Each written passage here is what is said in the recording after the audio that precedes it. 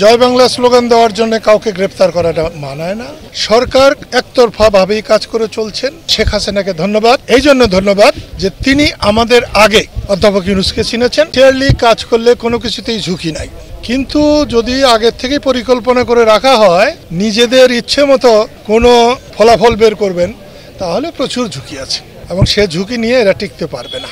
সমস্ত সময়ই একপাক্ষিকভাবেই কাজ করেছে। 2-3 মাস না হয় মেনে নেওয়া যায়, কিন্তু তারপর যারা করছে সেটা সম্পূর্ণ একপাক্ষিক। জয় বাংলা স্লোগান দেওয়ার জন্য কাউকে গ্রেফতার করাটা মানায় না। বঙ্গবন্ধুর ঘর বাড়ি ভাঙা এটা মানায় না। বঙ্গবন্ধুর স্ট্যাচু ভাঙা।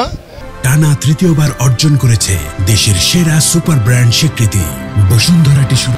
তার জন্য প্রতিকার করেন নাই সরকারিভাবে। এটা তো একতরফা না হয় কি দোতরফা বলা যায়।